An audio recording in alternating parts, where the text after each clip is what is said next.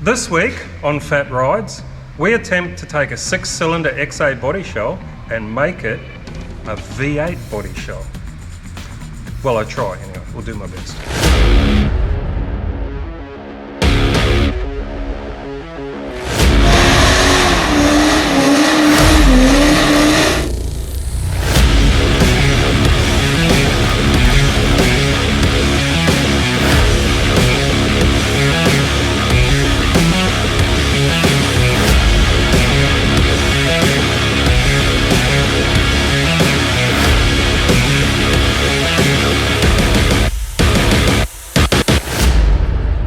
G'day guys, welcome back to the channel, and we're back on the XA sedan this week. This push is still on to try to get this thing off the rotisserie so I can get back onto the coupe. But in order to do that, I need to do everything that is needed regarding rotisserie work. So that would be all the rust repairs done, all the underside primed and undersealed, and then the rest of the body shell just put in epoxy. So just picking up where I left off with last week, we've got all the tail panel in, everything's been linished and cleaned up. All these channels here, they were all welded from underneath, so they're all plug welded. And I can still feel I haven't linished them, so I have to get onto that. Yeah, so I mean, that's looking pretty good. And I do apologise, I would have liked to have actually finished off the last episode with this all finished and linished up, but truth is I was trying to get it out before the weekend started, and I was pretty buggered that day, so I sort of thought I'd end it where I did. But anyway, this is how it turned out. And yeah, it's looking pretty good. So I've gone ahead and I've finished, other repairs, like there was rust here that had to be cut out. If you come around here and look in here, I also finished that bottom part of the tub. Not finished as per factory. I just basically did it my way. It'll be strong and it won't leak, that's the main thing. But because this car is not, to begin with, was never a valuable car, it probably, it depends how it ends up being, but it's not like I was restoring a GT or a factory Fairmont or a GS. This was a base model 6-cylinder. So, and because the thing was so damn rotten, the guy before me had done a lot of work which some of it needed redoing. Other things like, say, the floor pan, which if you come over here and you look at the floor pan, you can pretty much gather from looking at that there was a whole heap of patches went in. All this front section was patched. There was a patch put in the back, bits and pieces everywhere. It's kind of a matter of just checking out what was done, and as long as it's solid, I've just basically gone over it and tried to linish welds and clean it up a bit. But I wasn't going to try to redo it and put a whole brand new floor pan in it and everything. So because it's a bit of a budget build, it'll be a good car, but I didn't really see the logic in trying to make it OEM perfect, if you like. So, but yeah, so it's coming along. I've basically finished all the rust repairs. Yeah, I had to check myself because I've been thrashing so hard on this thing. It's incredible. I've even got the scars to prove it. I promise you, in 2 years, I don't think I've actually, in 2 years, lent on a hot weld, but I managed to do it twice in one day on this car. When I was in the boot area, I climbed up into the gap there in the boot, and I just welded a bit on the tail panel, and I put my arm up to have a bit of oops. The stupid thing is I did it again about an hour later. So anyway, so what we're going to do this week is I thought I'd sort of mention to you some of the things that I'm going to do to make this body shell more like a V8 body shell. Those of you that know that XABC Falcons would know that a 6-cylinder body shell is a very basic body shell, and there's some things that it doesn't have on it that a V8 body shell does. And I thought I'd just sort of go through some of those items that I'm going to do to this to make it more like a V8 body shell. Because what I'm probably going to do is build this car kind of like a GT tribute. I'm not going to do a GT replica. I think a replica is where you go to every length possible to make the car look identical to a GT. whereas I think a tribute car is more sort of looks kind of like a GT, if you know what I'm saying. So anyway, let's come up the front and I'll start with the basic things.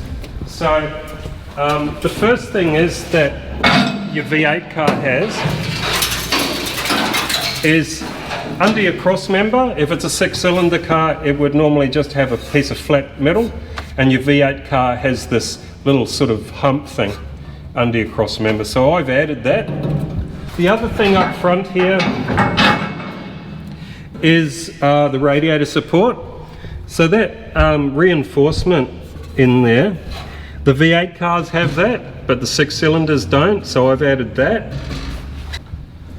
Now another thing they have, and the lighting's not that great, but hopefully you'll be able to pick it up, is 6-cylinders don't, but the V8s have some sort of like a reinforcement angle bracket type thing there. I didn't have any spares. I actually made these ones up this morning. They're not exact, they're not the same as the factory one, but I just sort of tried to make them so that they'd serve a purpose. And I cut that piece out because I don't want, you know, water and muck and stuff building up there, so that just acts as a bit of a drainage because these things do slope backwards. So that'll go on there, both sides. A little bit of reinforcement. And then the next thing would be one of these, your transmission tunnel, hump, whatever, drive shaft tunnel, thingamajig. So that would go over there. Now, I know that if I'm wrong, people will correct me, and by all means in the comments leave your ideas, but I know that if it's a V8 car, like especially GT or anything with bucket seats, it's going to have one of these in it. Your basic 6-cylinder, as far as I know, had bench seats, unless it was possible, maybe you could specifically order one with buckets. So anyway, so that's got to go in. So I've just got to basically do a little bit of spray a bit of weld-through primer on there, and then weld that into place, and then obviously drill through these holes straight through the floor pan so I can bolt the bucket seats in. Then of course you've got your shifter hump that's got to go in. We've got these reinforcement brackets which go from your A pillar back to, well, I might as well show you. Look, most of you guys would know this anyway, but look, I'll just run through it just for the sake of the exercise. So that will go on there like that kind of thing, just to, you know, add more strength and reinforce this, you know, this part back to there. And then you've got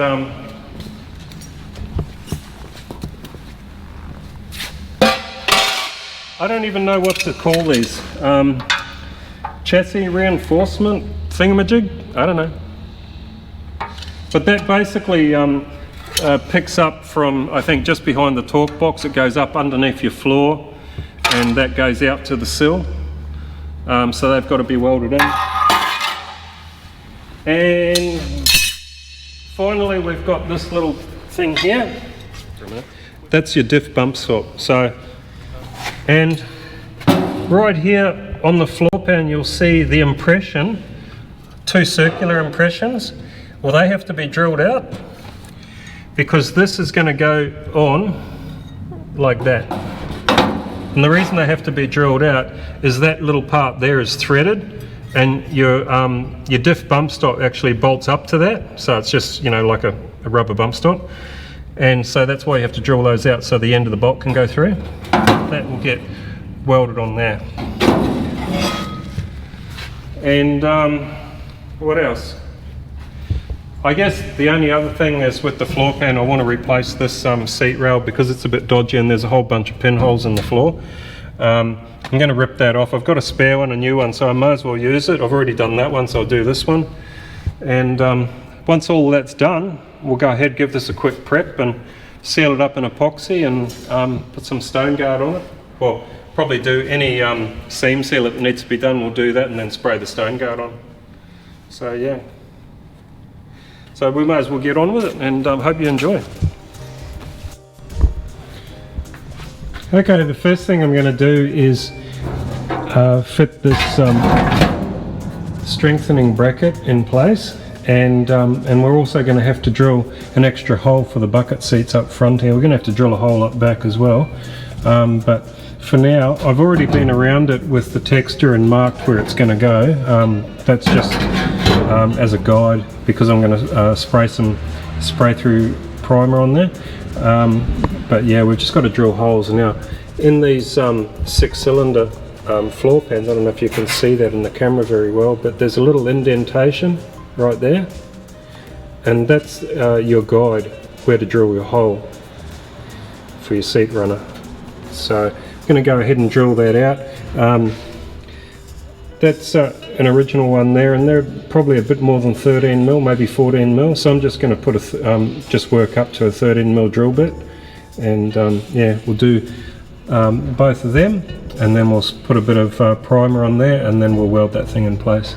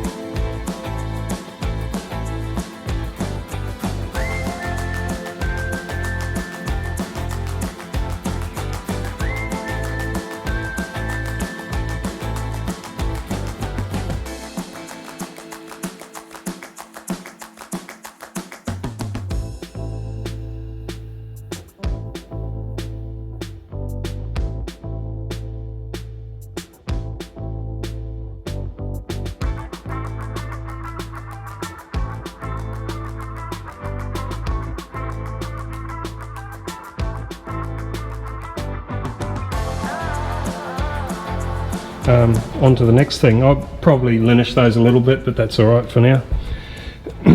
So what are we going to do next? So I think next we'll weld in these little little braces up the front that tie the chassis back to the torque box. So we'll spin this thing over and we'll put them in place.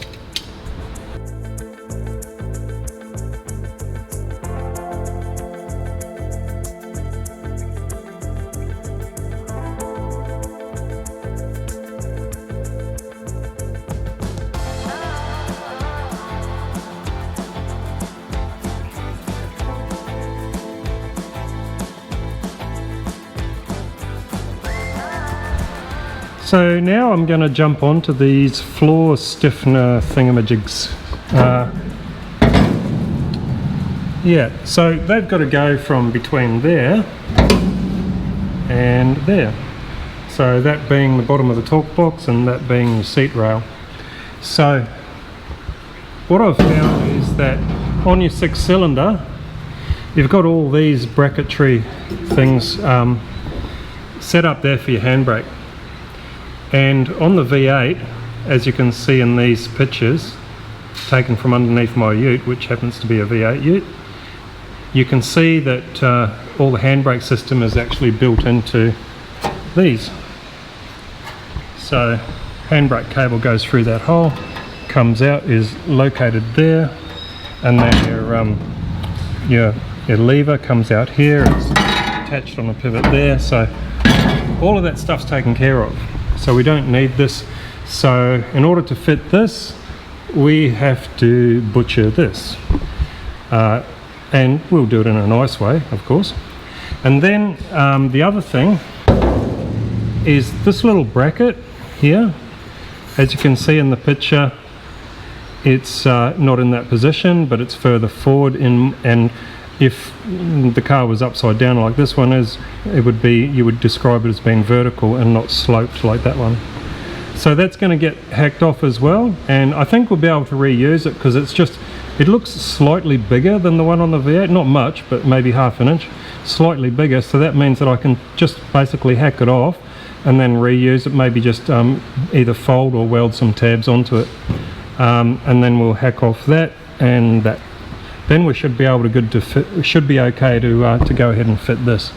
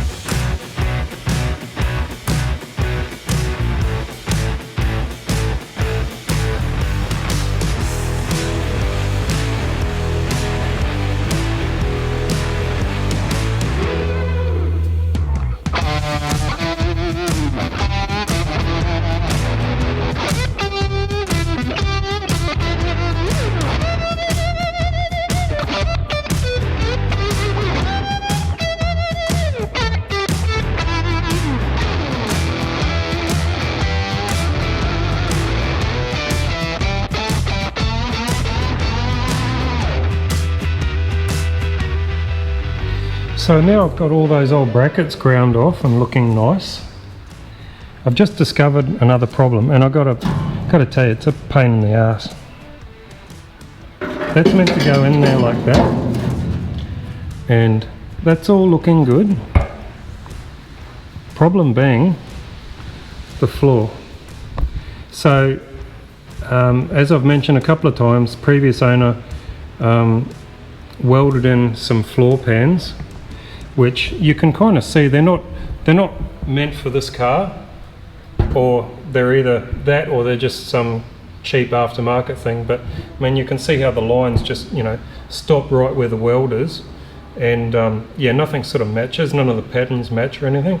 There's it looks like the distances between those beads are around about right, you know, for this, but they're out, so they're too far that way, which means that this strengthening thingamajig, rib type thing, it either needs to go that way, which it can't really because it's already in the right place here, or I'm going to have to flatten out those beads in order to let this thing come down.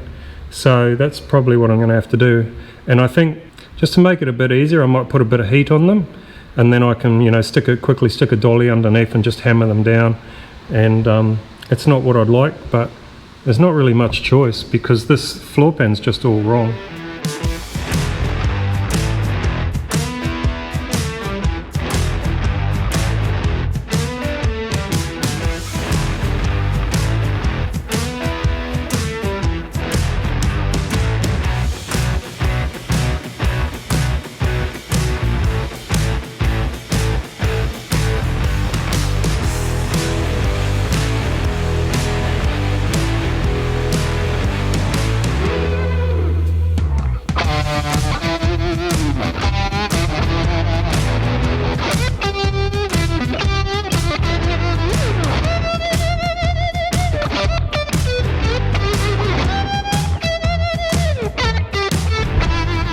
So I certainly don't like to do stuff like that, but the logic, and it is, you know, it did look like I was doing a fair bit of butchering there, but the logic behind it is I just need to get this rail in, and this rail pretty much only has one position that it's going to go in, and that floor plan, that piece of floor pan was causing the problem, and you know, it's not a factory piece of floor pan. So I want to get the rail in the right position, and I mean, if I or anybody else later on wanted to replace that piece of floor pan just to make it look perfect, then of course you can do that. You could just cut that piece out and put a new piece in. But the main thing is we get this rail in the right position. So that's why I did that.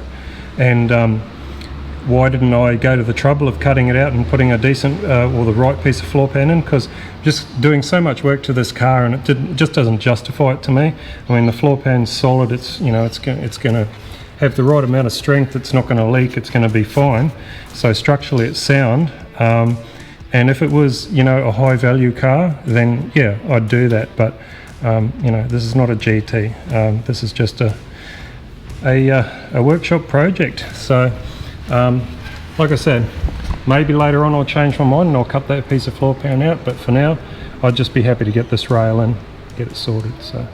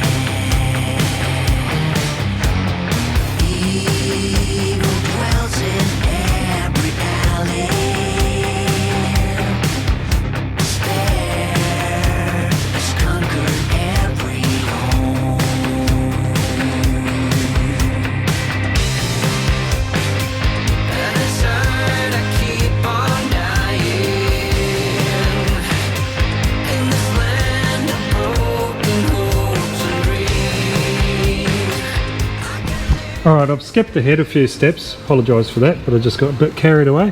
So I've got that side in, and as you can see, all those gaps are closed up and that rail is sitting in quite well.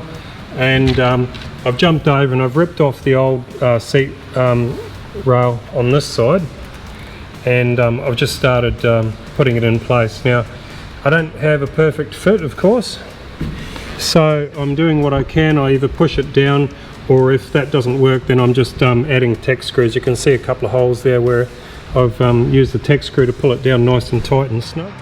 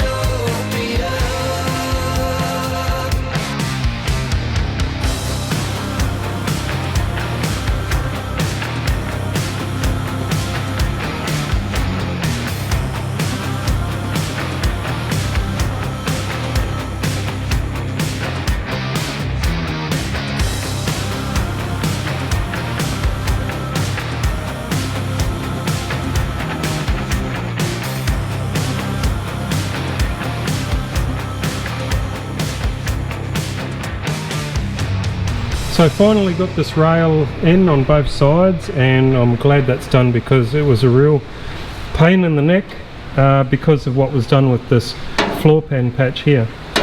As it turned out, they had actually welded the whole floor pan patch in a little bit lower than it should have been. So instead of being like, say, around, I don't know, something like 40 mil back here, it should have been something close to that. This was more like 60 mil.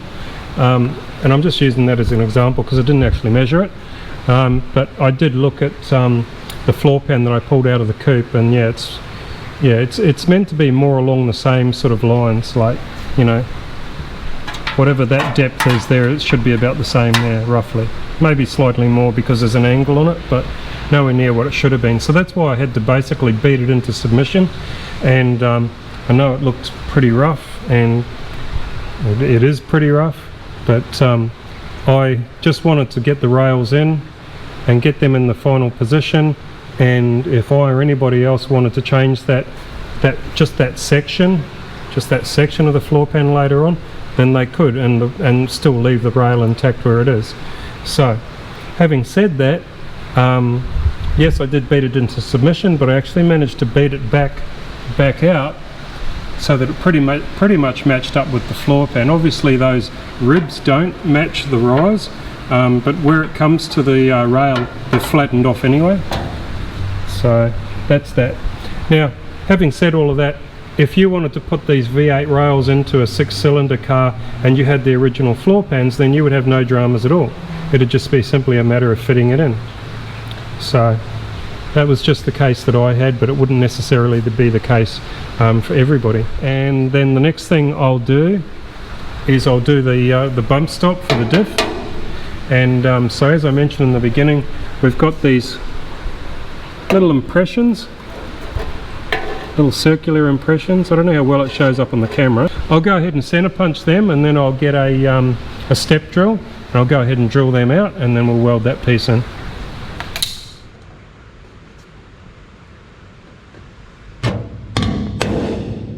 Oh, well, that's interesting. You can just knock it straight through.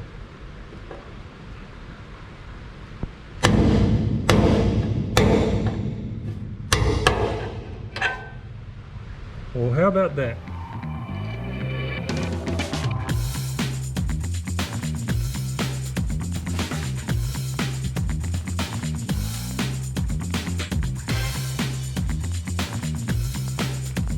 So I've got most of the items in now, and all that's left is this brace for the guard support to the A-pillar.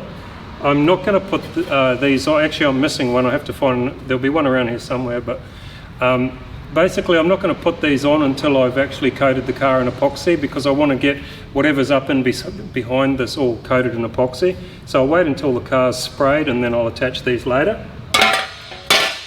Something that I forgot to mention at the beginning was these heat shields. So on say the cars that came out factory with twin exhausts, whether that's a GT or whether it was, you know, GS Fairmont or whatever, if you could order them with twin exhaust as an option, they would have had 2 of these, which basically they were attached to the floor pan underneath the rear seat. And from memory, I think one of them was spot welded in and the other one was riveted in. I think I'm right. Correct me if I'm wrong, let me know in the comments. But from what I remember it's been years since I did a factory twin exhaust car, but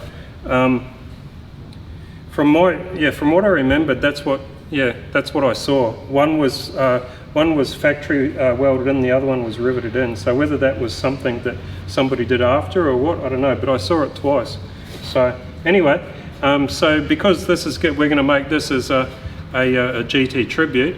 I'll end up putting 2 of these in. Now I've only actually got one, so I'll either look around, and if I can't find one, then I'll try to make something that looks similar. But again, I'm not going to attach them to the car because I'm going to wait until I've got the car epoxied. Again, you know, so that the surface underneath that is all, you know, protected. So pretty much the only other thing that I can add to the car now before it goes into epoxy, or not add, but at least you know, get fitted up, is this shifter hump. So what you need to do, if you've got a floor pan that didn't have a you know, a floor shift, is you've got to actually get that section cut out. And they normally, like from factory, look pretty rough, look like they were cut with a gas axe. And so it doesn't have to be tidy at all. I've got the floor pan out of the coupe over there, so what I'm going to do is just make a paper template and use that. So.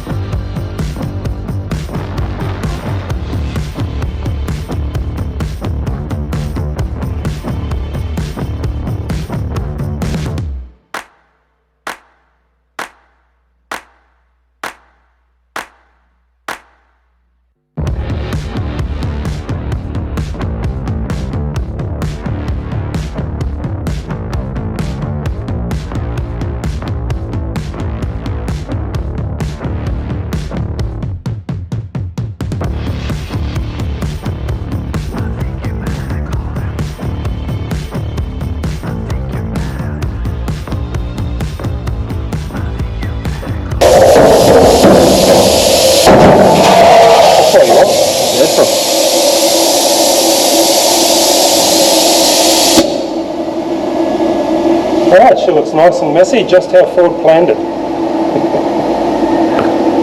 So now we'll just whack this on.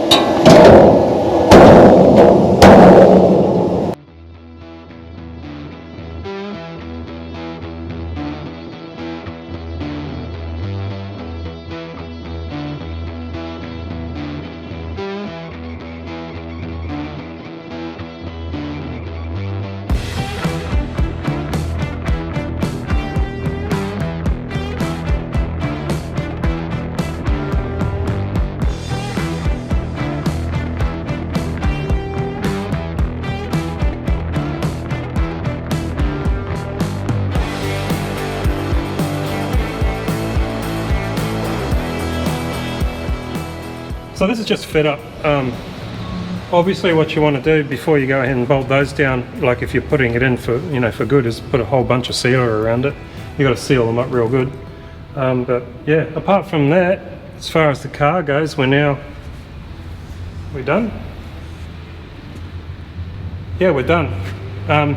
It's at the stage now where she just needs to be prepped and put into epoxy primer, and then we can go ahead, as I said, and we can weld those extra bracing brackets for the guard support back to the A-pillar. We can weld them in, and we can weld our heat shields for the mufflers weld or pot rivet, I don't know. Leave your comments about that one, because I'm sure I remember seeing one spot welded and one pot riveted. So, who knows? Speak, be quiet. Don't speak, speak. If anyone's big signs, quiet please.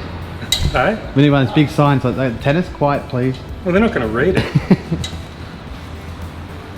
Alright, so we're just going to do a recap now of all these V8 items that we've fitted to the 6-cylinder XA. So just going back to the beginning, we got the little cross member support thing, and just while we're still on the underside, these little gussets welded in there. This little gusset here, I actually used the 6-cylinder gusset, which was further back, and shortened it up so it fits into that space. Then we've got the V8 rails welded to the floor pan, and now we'll spin it over.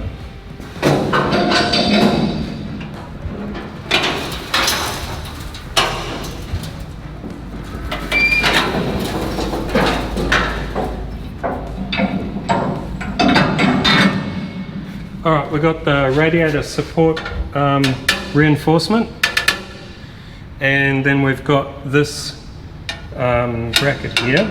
Now, correct me if I'm wrong, but I think that all the XBs had them.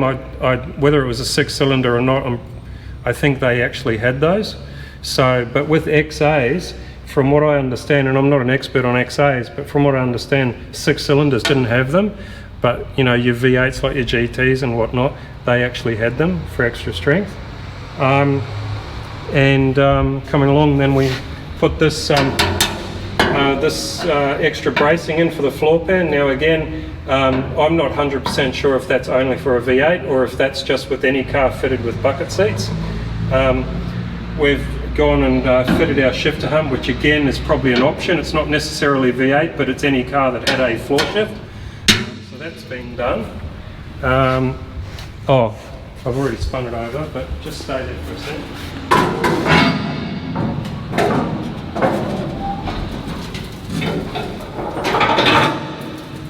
And then moving back, we've got our bump stop for the diff. So I believe that was only cars fitted with V8s that had those. And then we had those heat shields.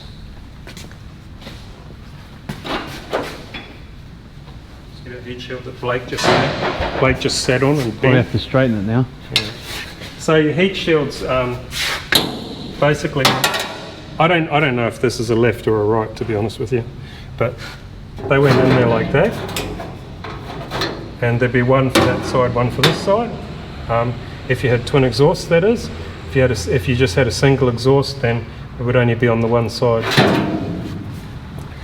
And what else? There's these things here, not necessarily for a V8, but these are for your console.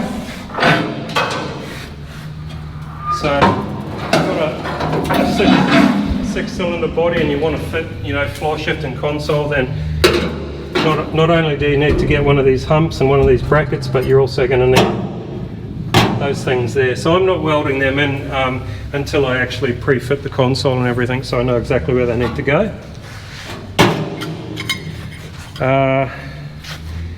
And that's, as far as I know, that's everything for the body. So I'm talking about stuff that you weld onto the body, that's part of the body. That's not including other things like engine mounts, for example. That's a bolt-in item, but yeah, of course, if you had a 6-cylinder and you're putting a V8 in, you need V8 engine mounts. So, and I'm not talking just about the mount to the engine, but I'm talking about the bracket that bolts to the cross member. So There's that. I think that's about it. Anyway, let me know in the comments section what you think. If there's anything I missed out or whatever, let us know.